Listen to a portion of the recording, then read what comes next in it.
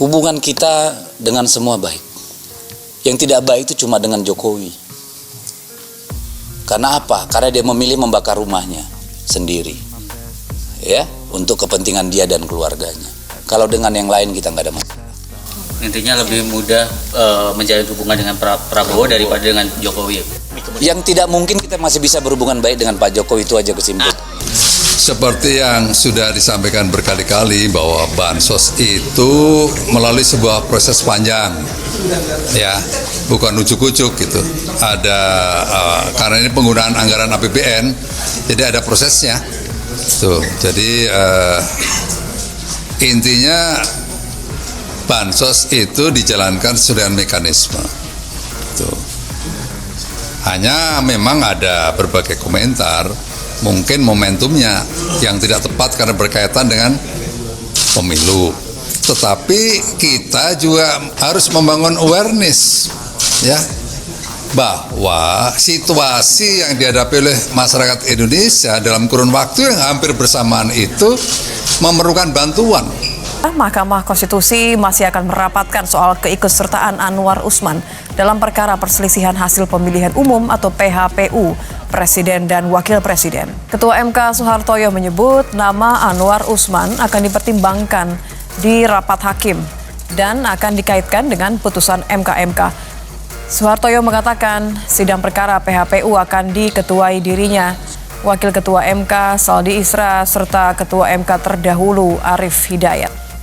Ya, nanti tentunya akan dirapatkan hakim dikaitkan dengan putusan MK juga. Di sikap pastinya nanti menjelang persidangan. Karena kalau demokrasi dan hukum dirusak, nanti akan terjadi lagi yang akan datang itu. Kalau mau pemilu, Anda dekat dengan kekuasaan, Anda punya duit. Hanya itu, lalu orang yang biasa-biasa, yang hebat-hebat tidak bisa tampil untuk ikut ngurusi negara. Nah, oleh sebab itu apa yang kami lakukan ke MK ini bukan mencari menang, tapi beyond election, masa depan, bukan sekedar untuk pemilu hari ini, tapi masa depan ratusan tahun yang akan datang. Demokrasi kita harus sehat, dan itu harus diungkap di sebuah teater hukum yang bernama Mahkamah Konstitusi. Kami yang akan mengungkap, ya, demi masa depan, bukan kami. Kalau kami sendiri kan sudah berintegritas, ya, sudah membuat fakta integritas nih. Kami akan menerima apapun hasilnya. Kalau ada ketidakpuasan terhadap sebuah proses, ada mekanisme hukum. Ini yang kami pakai sampai titik akhir, agar rakyat dan bangsa Indonesia di masa depan, generasi muda seperti saudara ini ikut menjaga. Indonesia harus dibangun sebagai negara demokrasi, benar, berkeadaban dan berkeadilan, juga berhukum. Saya sementara ini ketua Indonesia saja. Baik, saat senang kawan banyak sekali. Yang nggak pernah nongol sekian tahun, nongol semua sekarang. Yang repot nongol bawa daftar titipan lagi. Ya, jadi ya saya dikatakan, Pak Jokowi mengatakan, ya Mas Bowo, ya itulah nanti Mas Bowo siap-siap aja.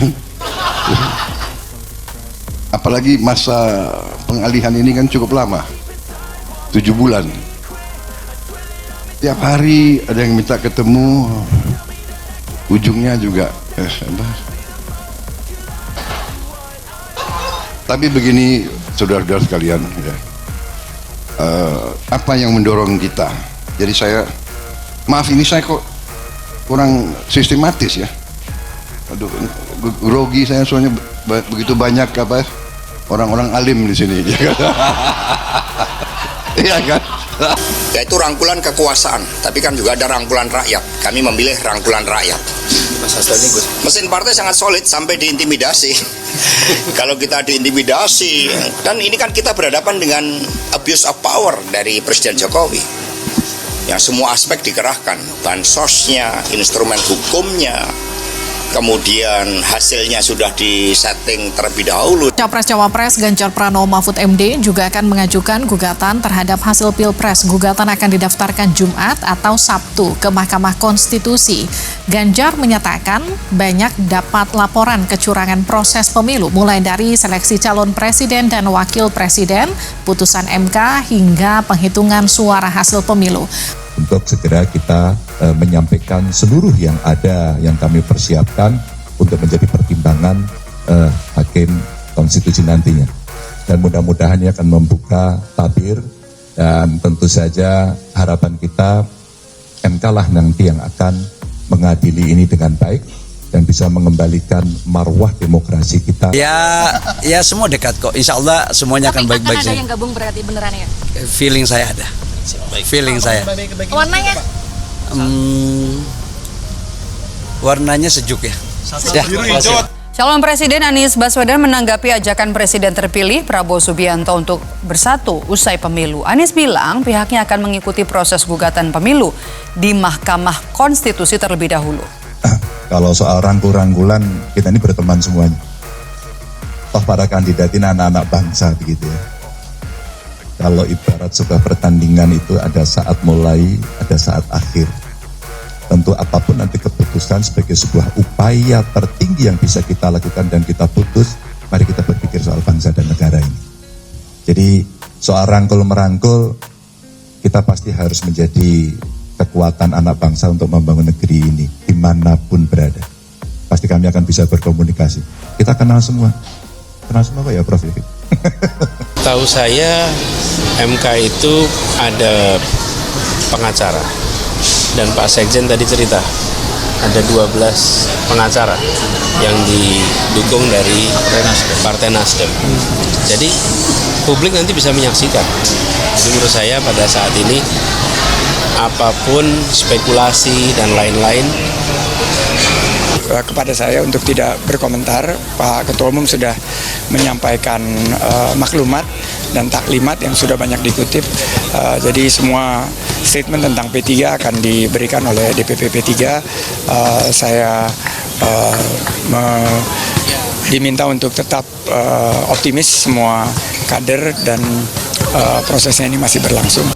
Calon Wakil Presiden Gibran Rakebuming Raka membantah adanya kerenggangan hubungan antara Presiden Joko Widodo dan calon Presiden Prabowo Subianto. Gibran menyebut hubungan Prabowo dan Jokowi justru makin dekat. Cawapres sekaligus Wali Kota Solo, Gibran Rakebuming mempertanyakan isu soal kerenggangan hubungan Jokowi-Prabowo. Menurut Gibran, hubungan Jokowi dan Prabowo justru makin dekat. Ia meminta tak ada pihak yang memberitakan hal-hal yang buruk soal hubungan Jokowi-Prabowo. Dari Presiden dan Wakil Presiden terpilih untuk menggaet partai-partai di luar partai pendukung 02. Dan tidak mengagetkan juga kalau Partai Nasdem yang kemudian menjadi partai pertama yang sekarang disebutkan mungkin akan punya peluang bergabung dengan koalisi 02. Ya karena kemarin sebelumnya Bang Surya Paloh sudah menyatakan atau menyampaikan ucapan selamat mengakui adanya kemenangan dari Prabowo Gibran. Dan kita tahu juga Nasdem ini kan dari awal terbentuknya itu sudah ikut dalam bagian kekuasaan. Bang Surya Paloh juga dulunya Golkar yang merupakan partai biasa ikut dalam kekuasaan. Jadi buat saya tidak mengagetkan kalau dalam waktu yang sangat cepat manuver ini bisa terjadi. Tapi yang menarik memang adalah ketika tadi disebutkan bahwa apakah bisa dikaitkan dengan retaknya hubungan antara Prabowo dengan Jokowi? Pak Jokowi, saya sih belum bisa sampai pada kesimpulan seperti itu. Tetapi adalah sebuah hal alamiah bahwa akan terjadi proses transisi dari pusat kekuasaan yang tadinya ada di Pak Jokowi sebagai presiden yang masih berkuasa. Ketika selesai masa pemilu, presiden terpilihlah yang akan menjadi magnet. Sehingga kemudian kita akan melihat ke depan memang sorotan mata dan merapatnya para elit-elit dari partai-partai, termasuk partai-partai ini pasti akan mulai bermuara kepada Pak Prabowo dan bukan lagi Pak Jokowi. Apakah ini salah? Tidak. Malah ini seharusnya secara sistem presidensial yang terjadi. Presiden terpilihlah yang punya hak untuk kemudian membangun koalisi dan menjadi magnet secara dalam konteks membangun kekuasaan, bukan orang yang akan menjadi mantan presiden. Makanya saya selalu mengatakan kalau isu yang digulirkan oleh teman-teman PSI Pak Jokowi akan diposisikan di atas partai-partai Ketua menjadi koalisi permanen itu gitu ya. malah akan merusak sistem presidensial dan secara tidak langsung itu seperti merendahkan posisi seorang presiden terpilih. Jadi Anda mengartikannya justru ini upaya Prabowo untuk memperkuat statement tadi bahwa yang akan menjadi presiden itu saya. Jadi orang nomor satunya ya saya, terlepas dari support Pak Jokowi sampai saya bisa menjadi presiden terpilih. Ya, kita bisa lihatnya dari dua kacamata ya Nitya ya. Yang pertama adalah dalam konteks yang sifatnya positif. Bahwa di panggung belakang mungkin saja Pak Jokowi masih berperan.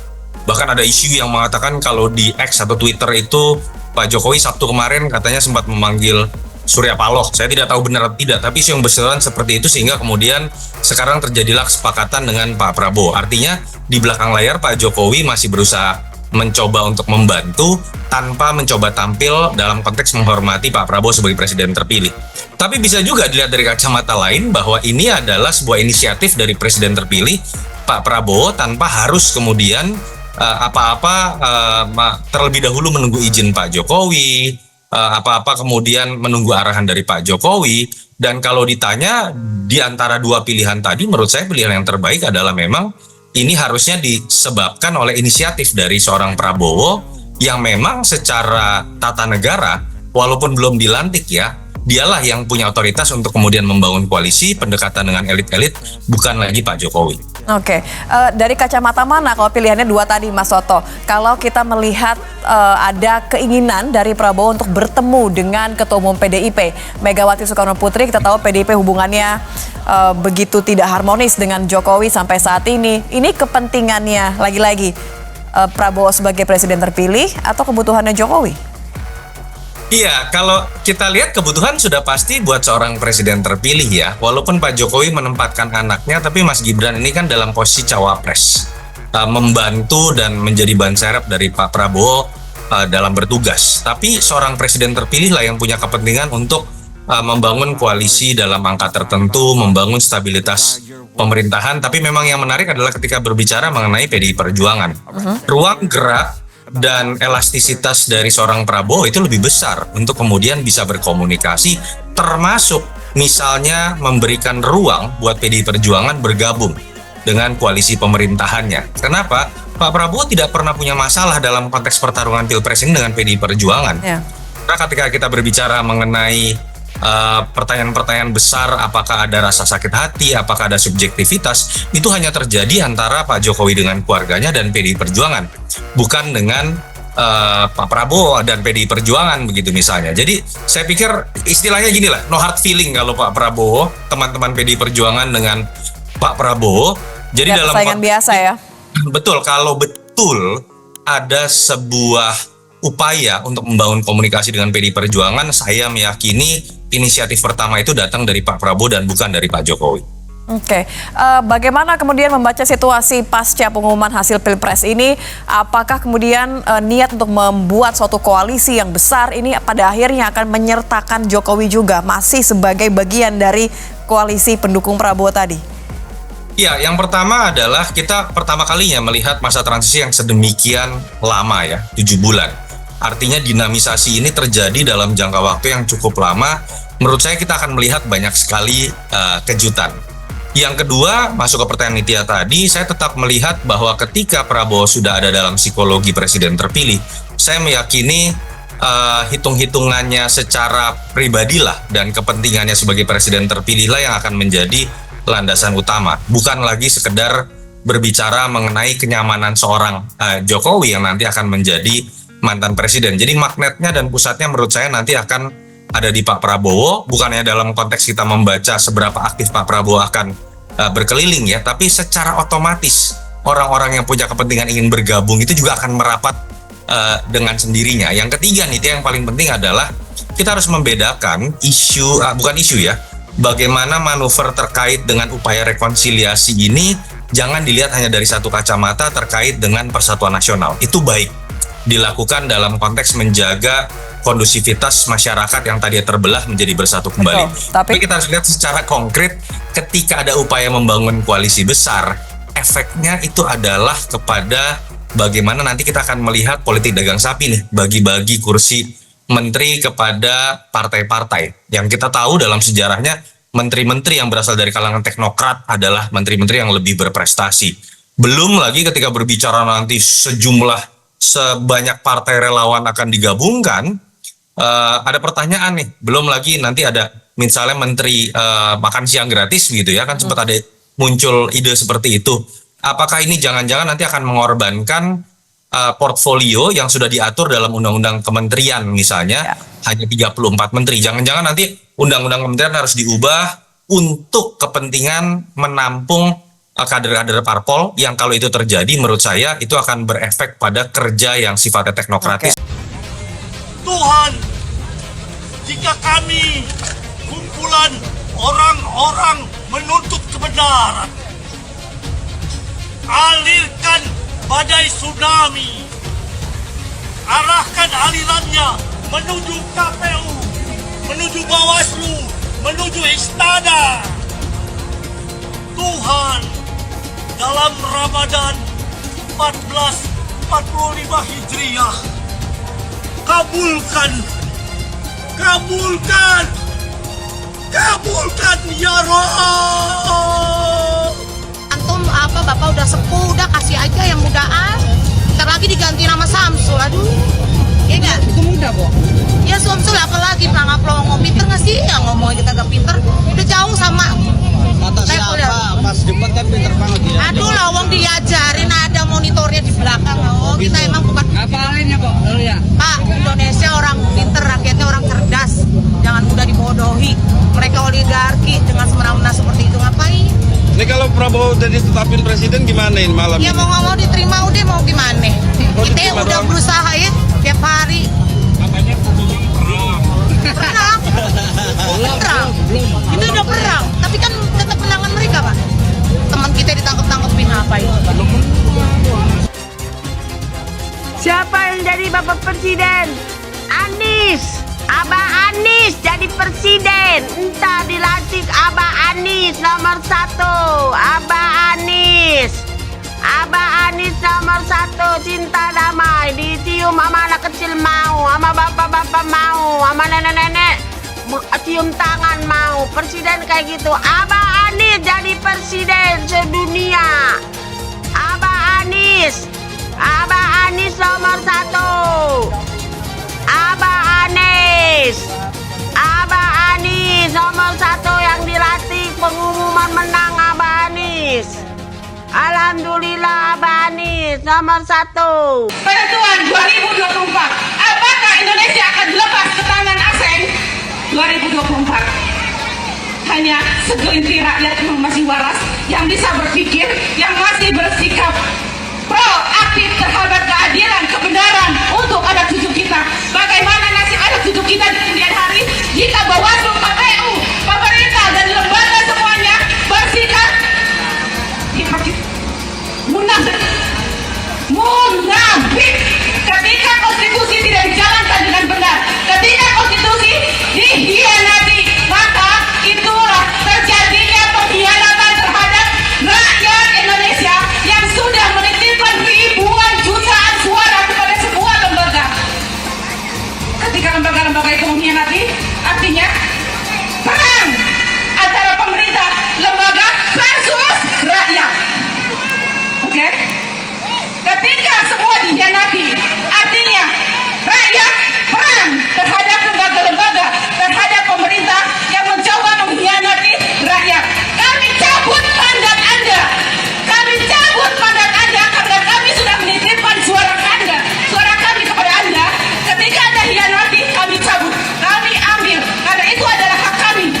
Itu suara kami, suara murni kami.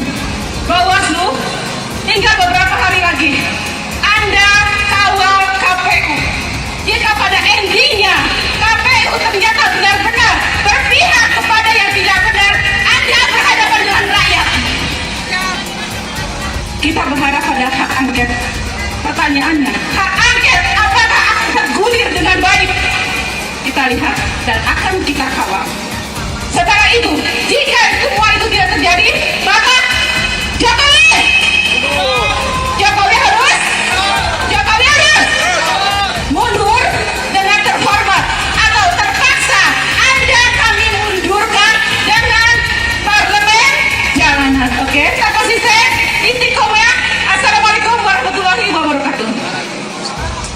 Pilpres sudah sebulan lalu dan Pak Anies masih menyindir Pak Prabowo, tapi itu haknya Pak Anies. Saya hanya ingin menambahkan informasi. Pertama, di era demokrasi Pak Prabowo pernah merasakan menjadi oposisi selama 10 tahun, sedangkan Pak Anies belum pernah menjadi oposisi. Kedua, salah satu prestasi Pak Prabowo saat menjadi oposisi adalah memberikan rekomendasi, mendukung, membiayai ribuan orang untuk menjadi kepala daerah, termasuk salah satunya adalah Pak Anies Baswedan, sehingga beliau bisa menjadi gubernur DKI Jakarta. Jadi, jauh lebih dulu Pak Anies menjadi pejabat pemerintahan ketimbang Pak Prabowo. Pak Anies jadi menteri selama 2 tahun, jadi gubernur selama 5 tahun. Semua jabatan itu dinikmatinya di era demokrasi, di zaman Pak Jokowi. Bahkan, saat Pak Anies sudah jadi menteri, jadi gubernur, Pak Prabowo masih menjadi oposisi. Makanya aneh, orang yang lebih banyak menikmati kerja-kerja kader partai, belum pernah menjadi oposisi, tetapi menilai kinerja orang lain soal oposisi. Pak Prabowo bukan tidak tahan jadi oposisi, tetapi Pak Prabowo dan Pak Jokowi ingin menjaga keutuhan NKRI. Saya heran juga mengapa Pak Anies tidak suka dengan rekonsiliasi atau kembalinya hubungan baik antara Pak Jokowi dan Pak Prabowo. Terima kasih. Jadi Bapak Ibu sekalian, ayolah kita sama-sama, kita kompak, Pilpres sudah selesai, jangan lagi ada nomor-nomor sana nomor situ. Itu kan presiden ya sudah terpilih presiden sekarang, ya kita bantu presiden terpilih untuk kita maju ke depan. Melindungi ini, jangan nanti pemerintahan yang akan datang ada oknum-oknum di sana lagi pengen tidak terjadi, karena orang suka kekacauan itu di mana dia bisa hidup di sana. Kita jangan, kita harus bikin negeri kita yang tertib. Merasa aneh kalau misalnya ada calon yang kebetulan tahu bagaimana mekanisme quick count itu dilakukan. Mas Anies Baswedan itu mantan bos saya di lembaga survei. Jadi dia tahu betul bagaimana quick count itu dilakukan, bagaimana survei itu dilakukan. Dia itu dulu direktur riset lembaga survei Indonesia. So he was my boss. Dan dia tahu betul bagaimana mekanisme quick count itu secara saintifik dijalankan. Jadi sebenarnya saya yakin beliau sadar dan memahami bahwa memang the game is over. Tapi mungkin karena beliau pengen menyantuni perasaan dari para pendukungnya di depan publik, dia belum mengatakan kalah.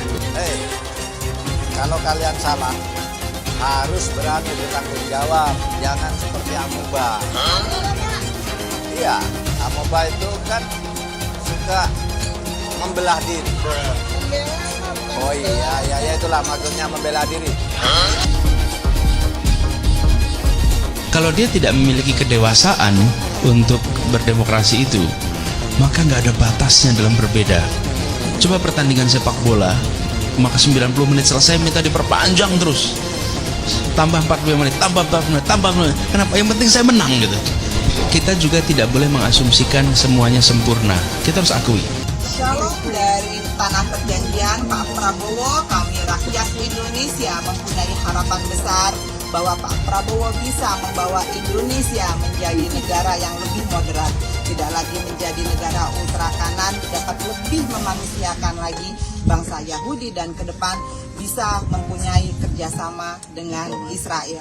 Perempuan-perempuan Sobat Anies mengharapkan agar terjadi pemilu dengan jujur, adil, langsung, umum, bebas, dan rahasia, dan mengharapkan segenap aparat untuk mengkondisikan pemilu 2024 dengan baik. Jangan pernah memicu kemarahan rakyat. Jangan salahkan rakyat. Curang, curang, curang, takbir. Allahu Akbar. Kita tetap berjuang. Sampai titik darah penghabisan. Jangan kira kalau ini adalah kemenangan dan kemenangan. Enggak, kita nggak akan terima. Rejimnya biadab, rejimnya nggak cinta rakyat, rejimnya jahat, pengkhianat rakyat. Demi Allah, demi Rasulullah, aku nggak ridho. Ya Allah, tunjukkan kebesaran-Mu ya Allah, kumpai aku. Anda berjuang dari 2014. Tunjukkan kebesaran-Mu ya Allah. Kalau emang dia punya kuasa pasti menang. Pasti menang, kumpai aku. Pelaku kejahatan HAM diberikan gelar oleh Presiden terhormat kita Bapak Joko Widodo dengan gelar Jenderal Bintang 4. Maka hari Saya Noviana akan juga memberikan gelar kehormatan kepada seorang Joko Widodo, yaitu gelarnya sebagai Bapak Pengkhianat Bangsa dan Bapak Perusak Reformasi. Luar biasa dan luar biadabnya Jokowi. Seekor anjing pun, ya, dia akan sadar, dia tahu yang namanya balas budi. Saya akan siap melawan rezim Jokowi dan bangkitnya Orde Baru di negeri ini. Lalu, teman-teman di sini apakah hanya diam dan diam melihat ketidakadilan yang ada di negeri kita? Kita adalah orang-orang yang dulunya mendukung Jokowi. Jadi kita jugalah yang harus bertanggung jawab untuk melawan rezim Jokowi. Selama ini kita pikir seorang Jokowi itu orang yang baik. Ternyata dia adalah iblis berkedok manusia. Ya, Jokowi adalah iblis berkedok manusia. Mohon terhormat atau rakyat memilih.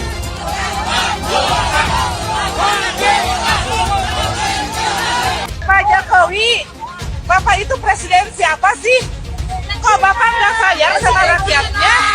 Beras naik, segala naik, pajak naik. Bapak tuh kalau berhutang itu kira-kira mikirin dong. Kita rakyat generasi akan datang, Pak, anak cucu saya Jokowi mundur yang akan membayar hutang-hutang Bapak. Kalau bansos atas nama Bapak, pakai gambar Bapak. Tapi saatnya hutang ke negara, atas negara, atas rakyat. Gimana ya deh? Turun, Bapak harus punya rasa malu dong. Ya Allah, ya nggak punya rasa malu, tidak punya rasa bersalah. Bapak tuh pura-pura nggak ngerti. Itu pura-pura on, itu pura-pura wong besok. Bapak itu pura-pura pelangga-pelongo, padahal Bapak itu mematikan rakyatnya, Pak. Kasihan rakyat ini, jangan pura-pura pelangga-pelongo. Aku nggak tahu, kalau ditanya aku nggak tahu.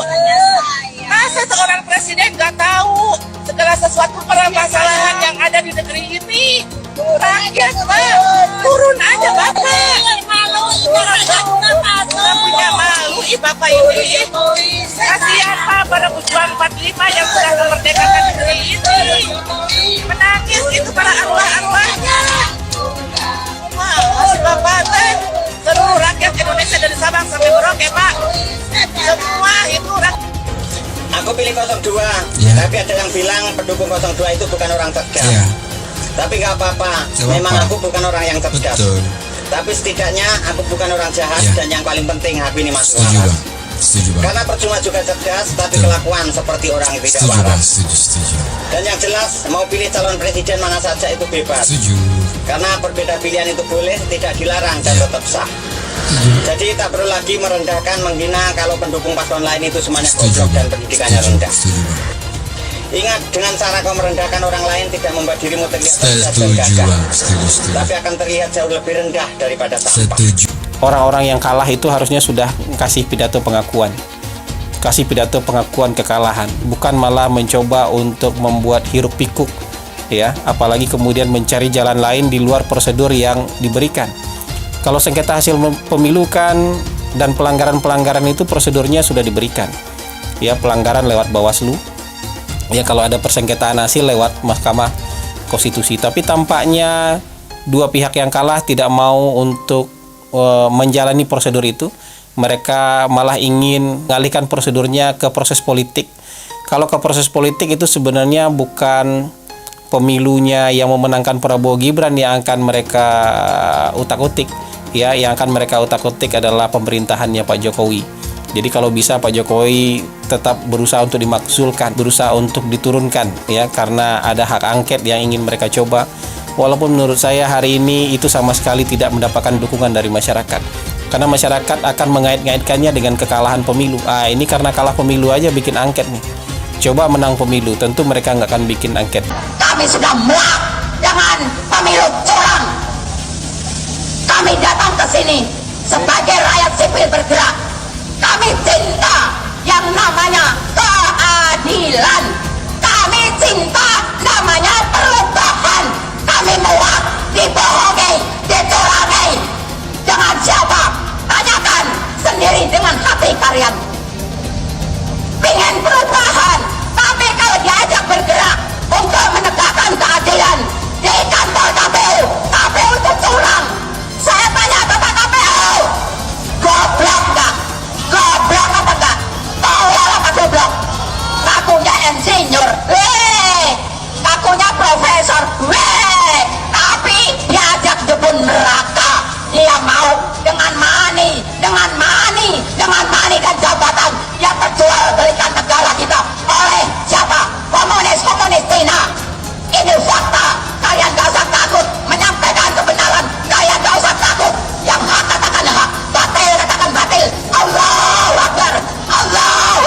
Tapi kan itu quick count, belum real count. Ya nggak apa-apa. Kalau tidak percaya dengan sampel, jangan periksa darah lagi di lab. Oh iya. Karena laboratorium itu kalau periksa hanya 1 tetes darah. Kalau kita tidak percaya untuk mengetahui keseluruhan darah yang ada mengetahui. Tapi kalau kita tidak percaya dengan 1 tetes darah, maka sedot seluruh darah. Iya, yang pertama saya ingin menyampaikan terima kasih kepada partai pengusung, pendukung, seluruh masyarakat dan relawan ya atas hasil quick count-nya. Tapi biasanya kalau quick count yang seperti ini kan ada yang nanti tidak setuju kan. Oh, jangan diklaim dulu lah kalau menang, tunggu real count. Maka saya ingin menyampaikan terima kasih juga terhadap seluruh aparat yang sudah menjaga dan yang ada di sini sangat baik sekali begitu sehingga Jawa Tengah aman ya. Tahap pertama adalah tahap di mana 1 kemenangan berdasarkan quick count. Yang kedua adalah apa yang ada di real count nanti. Maka apapun namanya deklarasinya ada deklarasi quick count dan deklarasi real count. Banyak yang kebakaran jenggot nih karena Prabowo Gibran menang telak sekali putaran. Saking gak terimanya, semuanya tuh pada nuduh curang. Bilang rip demokrasi lah, selamat datang rezim otoriter lah, bilang inilah, bilang itulah. Sorry to say ya, kubu 01 sama 03 yang gak terima kekalahan harus denger nih nasihat dari Pak Mahfud MD. Kata Pak Mahfud MD, orang yang takut kalah itu selalu menyerang. Semua pemilu dituduh curang oleh yang kalah. Intinya kalau kalah mah kalah aja. Mereka yang kalah akan cari 1000 pembelaan untuk menolak kekalahannya. Ingat, jujur atau curang itu subjektif. Yang kalah selalu merasa dicurangi. Tapi kemenangan itu objektif. Begitu juga dengan kekalahan. Ya udahlah, yang kalah terima aja. Dan semua yang pelaku curang wajib didiskualifikasi. Audit KPU, audit ketua KPU, audit anggota KPU, audit sistem KPU. Temukan siapa pelaku pidana, tangkap dan hukum. Baru kita pikirkan pemilu ulang. Kalau tidak ada audit KPU, tidak ada audit ketua KPU, maka kita wajib menolak apapun hasil dari yang diputuskan oleh KPU. Siap lawan, siap lawan, siap lawan. Allahu Akbar. Menyikapi perhitungan suara pemilu, kami sampaikan hal-hal sebagai berikut. Memprotes keras deklarasi pemenangan 02. Kedua, mendesak kepada yang berwenang untuk mendiskualifikasi Prabowo Gibran sebagai paslon 02 pada Pilpres 2024. Pemunculan nama Gibran Rakabumi Raka sebagai calon wakil presiden 02 yang dilakukan melalui rekayasa hukum yang sangat memalukan dan langsung disambut oleh KPU tanpa lebih dahulu menunggu revisi peraturan KPU telah nyata-nyata telah mengkhianati konstitusi. Presiden yang nyata-nyata bersikap cawe-cawe terhadap pelanggaran pemilu 2024 dengan mengerahkan aparat pemerintah mendukung pemenangan paslon 02 sangat menodai demokrasi di Indonesia. Kami mendesak Presiden Joko Widodo dan semua penjabat yang telah merusak demokrasi dan hukum Indonesia secepatnya mundur atau dimajulkan. Seharusnya pemilu diulang sampai Anies menang. Catat ya, tahun 2024 pasti ada yang menuding KPU itu curang. Pilpres, apakah curang? Pilpres juga ada curang, tapi itu di bawah, bukan kontestan, bukan pemerintah. Di bawah, dan sama-sama curang. Oleh sebab itu di Pilpres itu, kalau kecurangannya tidak signifikan, curang 10.000 suara. Terbukti, yang satunya curang juga 5.000 suara. Apakah pemilu batal? Nggak bisa, kalau nunggu pemilu bersih, pemilu nggak akan selesai. Oleh sebab itu yang curang-curang itu diselesaikan melalui hukum pidana. Curang bawa ke pengadilan, terbukti 500.000 dia curang, tetap menang dia. Karena 500.000 ini kalau diberikan ke saya, tetap kalah 4 juta. Tapi apakah yang curang 500.000 itu dibiarkan? Tidak. Itu ke pengadilan pidana. Teman-teman, saya harus bilang bahwa orang-orang yang semakin panik dengan tingginya approval rate atau tingkat kepuasan publik terhadap Pak Jokowi, semakin hari semakin biadab. Di jagat dunia maya, ramai mereka sebut Pak Jokowi sebagai pengkhianat, pembohong, dan lain-lain. Ramainya upaya pembusukan kepada Pak Jokowi yang saya duga adalah sebagai upaya elektoral untuk menghentikan fenomena tingginya approval rate Pak Jokowi. dinyinyirin seolah Pak Jokowi membagikan bansos untuk meningkatkan tingkat kepuasan masyarakat. Padahal saat menyusun program bansos, setidaknya 8 kementerian itu dilibatkan. Bahkan kebutuhan akan bansos ini dikaji secara teknokratik oleh Bappenas, dianalisis perspektif keuangannya oleh Kementerian Keuangan, lalu disetujui oleh DPR RI yang lintas fraksi. Saat itu nggak diributin, bahkan disetujuin. Lalu kenapa sekarang diributin? Ya program bansosnya diributin, ya Pak Jokowi yang bagiin langsung bansosnya juga diributin. Ya karena yang ributin ini dulu belum merasakan dampak elektoral dari pecah kongsi dengan Presiden Jokowi. Ketika dampak tersebut udah dirasain, mereka sibuk menyerang Pak Jokowi dengan membabi buta. Jangan hanya karena adanya korelasi negatif antara kepuasan rakyat terhadap kinerja Pak Jokowi dan elektabilitas si Copras-Capres, maka terkesan takut kalau Pak Jokowi dicintai rakyat. Bahkan mereka nggak ada yang bisa buktiin semua tuduhan yang mereka tembakin ke Pak Jokowi. Justru dari kubu mereka lah yang pernah terbukti melakukan kecurangan. Saya mensyukuri kenapa kalah, kenapa ditahan.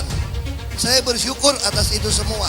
Saya coba bayangkan ya, kalau seandainya waktu itu kita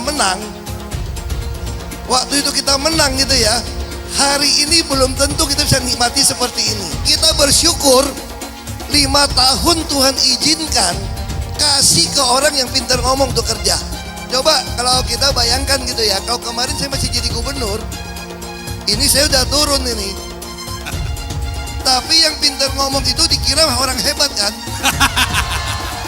Ini lebih berbahaya tahun 2024, langsung ketahuan karakternya. Langsung ketahuan itu. Di saya juga ada kutipan Pak di kamar saya Pak. Tulisannya, Jakarta telah mengambil keputusan yang fatal. Jangan hanya konsentrasi pada pembangunan benda-benda mati yang indah difoto dan bisa ditunjukkan dalam 5 tahun hasilnya. Kalau kita mau menilai sebuah janji, maka lihat janjinya, lalu lihat kenyataannya. Dulu janjinya apa ya? Dan ini aneh, betul-betul aneh. Ini bukan kampanye, tapi saya sampaikan sini. Di satu sisi menyiapkan jalur-jalur air untuk dikirim ke laut, di sisi lain di lautnya dipasang dengan pulau reklamasi, tinggal tunggu waktu jadi rob, air balik. Dan ini melawan sunatullah. Kenapa? Air itu turun dari langit ke bumi, bukan ke laut. Harusnya dimasukkan ke dalam bumi, maksudnya tanah. Di seluruh dunia air jatuh itu dimasukkan ke tanah, bukan dialirkan pakai gorong-gorong raksasa ke laut. Jakarta telah mengambil keputusan yang fatal. Bukan banjir, itu memang parkir air. Bukan banjir, itu memang parkir air. Masyarakat berkeliling dengan membawa toa untuk memberitahu semuanya, termasuk sirine. Kaibon 82 miliar. Apa alat transportasi yang dimiliki oleh hampir setiap orang? Alat transportasi yang dimiliki semua orang adalah kaki. Kalau seandainya orang Jakarta percaya Pak Anies jadi gubernur pun, saya berani jamin kok dia akan lakukan normalisasi yang sama seperti saya lakukan kok. Nggak usah bohong lah. Ketika air sampai di muara, maka siap untuk dipompa ke laut. Pancasila Soekarno, ketuhanan ada di pantai. Anak Tuhan dari mana? Kalau Yesus anak Tuhan, bidangnya siapa? Besok di seluruh wilayah Indonesia kami katakan bahwa iblis hanya menggoda orang yang beriman. Makanya jarang-jarang orang kafir kerasukan setan. Yang kerasukan setan itu orang baik-baik. Jarang, saya belum pernah nengok Cina kerasukan setan. Pernah tak Ahok itu kerasukan setan? Enggak, setannya juga. Karena sesama setan dilarang saling menggoda. Karena di salib itu ada jin kafir. Karena di salib itu ada jin kafir. Karena di salib itu ada jin kafir. Haleluya. Kepalanya ke kiri apa ke kanan? Kepalanya ke kiri apa ke kanan? Kita percaya salib itu lambang mulia, bukan jin. Kok ketawa? Aku nggak. Yusril kumpulkan Hotman Paris, Otto Hasibuan, dan Och Kaligis untuk bela Prabowo Dim. Wakil Dewan Pengarah Tim Kampanye Nasional, TEN Prabowo Subianto Gibran Rakabuming Raka, Yusril Iha Mahendra mengumpulkan sejumlah advokat ternama untuk menghadapi gugatan sengketa Pilpres 2024 yang diajukan kubu Anies Baswedan, Muhaimin Iskandar dan Ganjar Pranowo di Mahkamah Konstitusi. Mereka yang tergabung ke dalam tim pembela Prabowo Gibran itu ialah Yusril sendiri, Otto Hasibuan, Hinca Panjaitan, Habibur Rahman, Hotman Paris, hingga Otskaligis. Para advokat itu berkumpul di Hotel Pullman, Jakarta pada Minggu, 24/3/2024 sore kemarin. Kegiatan rapat dan buka puasa bersama bertujuan untuk koordinasi serta pembahasan substansi dan strategi menghadapi permohonan PU dari pasangan Capres dan Cawapres 01 dan 03 ke Mahkamah Konstitusi, ujar Yusril saat dimintai konfirmasi, Senin, 25/3/2024. Tim pembela Prabowo Gibran akan menyampaikan permohonan ke Mahkamah Konstitusi untuk diterima dan ditetapkan sebagai pihak terkait guna mantah permohonan dari pasangan calon 01 dan 03, sambungnya. Yusril menjelaskan tim hukum Prabowo Gibran akan segera menyampaikan surat permohonan sebagai pihak terkait dalam kedua perkara PU begitu mengeluarkan nomor register 2 perkara yang diajukan para pemohon. Setelah dinalisasi, kata Yusril, tim hukum Prabowo Gibran berjumlah 45 orang, dengan diketuai Yusril, dan didampingi Otto Ahribachmid, Maulana Bungaran sebagai wakil ketua tim. Juga didukung oleh sekretaris yang dipegang oleh Yuri Kemal Adlullah, didampingi oleh Adnial Roema dan Ahmad Maulana sebagai wakil-wakil sekretaris. Sedangkan anggota tim pembela terdiri antara lain Otskaligis, Hotman Paris, Gamal Resmanto, Priai Kusumanegara, Nicolai Aprilindo, Yakub Putra Hasibuan dan sejumlah advokat profesional dan utusan parpol Koalisi Indonesia Maju, tutur Yusril. Sementara itu, Yusril menekankan para kuasa hukum ini santai dalam penampilan, tetapi serius dalam bekerja menghadapi dua permohonan PU tersebut.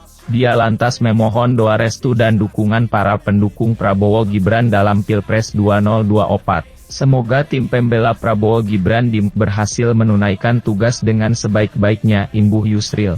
Sengketa hasil Pilpres 2024 ini diajukan oleh dua pasangan calon presiden dan calon wakil presiden, Capres-Cawapres, yakni pasangan nomor urut 1 Anies Baswedan Muhaimin Iskandar dan nomor urut 3 Ganjar Pranowo. Keduanya sama-sama meminta agar pasangan Prabowo Subianto Gibran Rakabuming didiskualifikasi karena persoalan syarat administratif terkait pencalonan Gibran yang diwarnai pelanggaran etika berat hakim yang juga ipar Presiden Joko Widodo Anwar Usman, serta pelanggaran etika para komisioner Polri. Di samping itu, mereka juga mendalilkan soal adanya pelanggaran yang bersifat terstruktur, sistematis, dan masif. Dalam sidang sengketa Pilpres 2024, Anwar Usman sudah dinyatakan tidak boleh terlibat. Hal ini merupakan bunyi putusan Majelis Kehormatan yang menjatuhkan sanksi pencopotan atas dirinya sebagai ketua pada 7 November 2023. Berdasarkan keputusan Komisi Pemilihan Umum (KUPI) nomor 360 tahun 2024, pasangan Prabowo Gibran yang memborong 8,2 hiji opat genep 8 hiji suara atau sekitar 58% dari seluruh suara sah nasional. Sementara itu, Anies Muhaimin mengantongi 40,87 hiji 80 genep suara atau sekitar 24,85% dari seluruh suara sah nasional. Kemudian Ganjar Mahfud hanya sanggup mengoleksi 27,040,878 suara atau sekitar hiji genep 47% dari seluruh suara sah nasional.